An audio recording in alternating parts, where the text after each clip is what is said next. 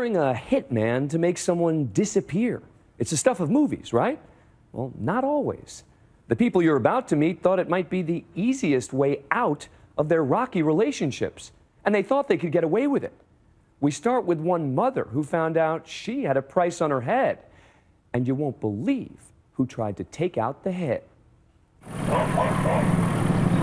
It started as a joke, and it got out of hand, and it's cost him everything. Big sky country, land of open plains. But closed up inside this house, a family with a dark story. Everything changed in the matter of a few hours. It begins on the outskirts of Billings 4 years ago at this used car lot, when an FBI agent stops by to deliver to owner Dana Campbell an unthinkable message. He asked to speak to me out in private, and he said, I hate to be the one to inform you of this, but we've been notified that there has been a contract put out on your life. A contract out on your life? It just sounds, it sounds insane. Not as insane as what comes next. The FBI agent says he has a pretty good idea of who took out the hit. It was her own son, Matthew. They have enough evidence that they are safe in saying that it was my brother who had done that. He had contacted an undercover FBI agent and was making plans to have him kill my mom. The big question, why? Nikki says she thought their family had an unbreakable bond. They enjoyed family trips together and only bickered the way that normal brothers and sisters do. We picked on each other, we picked on my little sister a lot, but at the end of the day, we knew, that we had each other. But Matthew's family thinks he wanted something more, his mother's money. My two girls think now maybe if my estate had been divided into thirds after I passed away, maybe he might have even considered, killing them so he could have 100% of it all. Made me question everything that I ever knew about him. Was I next? Was my sister next?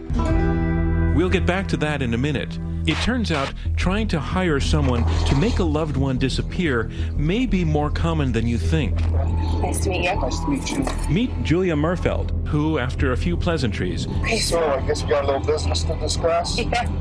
gets right down to it. In one of the most staggering conversations you may ever happen to overhear, she's planning her husband's murder. He said, something about a gunshot. So is that how you want me to do it? You want me to shoot him? Unless you can do it painlessly, breaking his neck, that would... Well, I would prefer to use either a knife or a gun. That's quick and easy. Do it well so it's painless, less painless.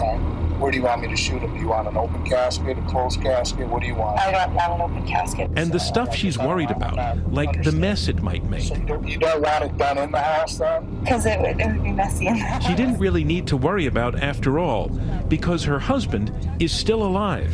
You see, the guy she's talking to on the right hand there, he is an undercover police officer.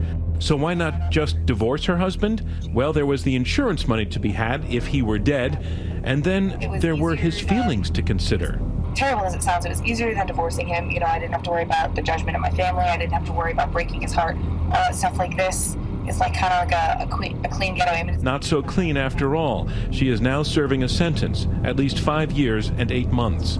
Hiring the wrong guy turns out to be a costly but not uncommon mistake. What they do is they step to a friend or an associate or someone that they knew in their past. And what happens, in a vast majority of the time, the person they step to goes to law enforcement, whether it be the local police. They get ratted out. I'm positive, 5,000% Charlie. That's what happened to Delia DiPolita in 2009. These recorded conversations allegedly show her negotiating terms for her husband's murder. It turns out the supposed killer for hire in the driver's seat was also an undercover cop. DiPolito was called home by police one day. Thank you for coming. I'm sorry to call you. And given the false news that inside her husband lay dead, murdered. Okay, I'm sorry to tell you, man. He's been killed. He's been killed, man. I'm sorry.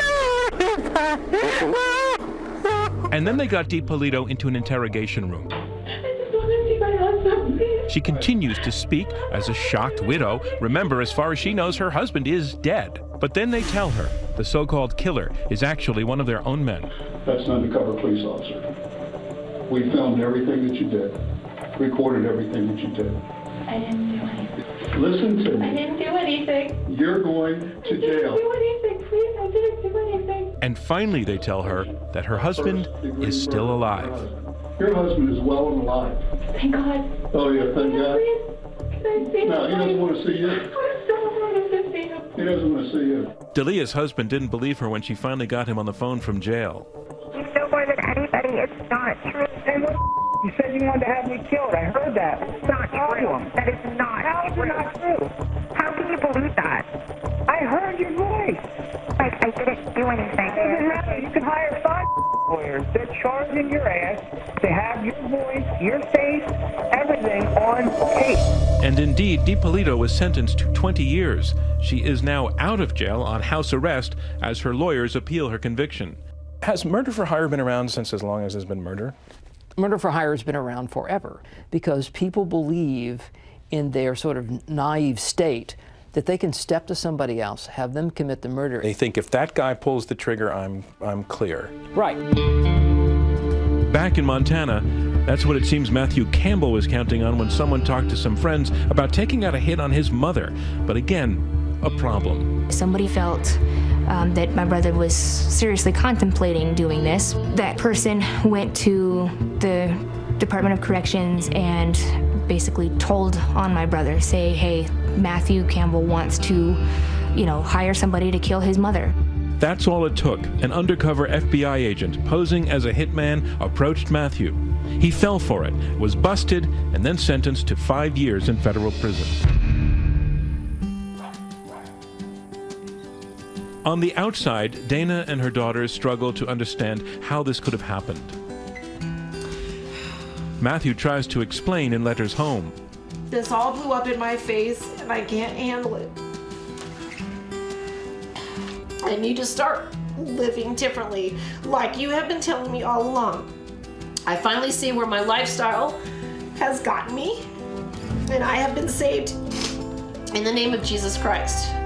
All of this is cold hard truth, and you don't have to believe it, but I hope you believe your son. I hope you will somehow talk to me and maybe forgive me someday. Over the last 4 years, letters like this kept coming. And with them, finally, a measure of forgiveness. The family now believes that Matthew never really intended to kill his mother, and they are waiting for him to come home from prison next month. He wants to move on and put everything past him, and we do too.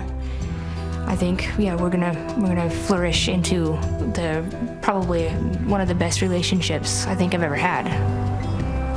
Hope springs eternal in Big Sky Country.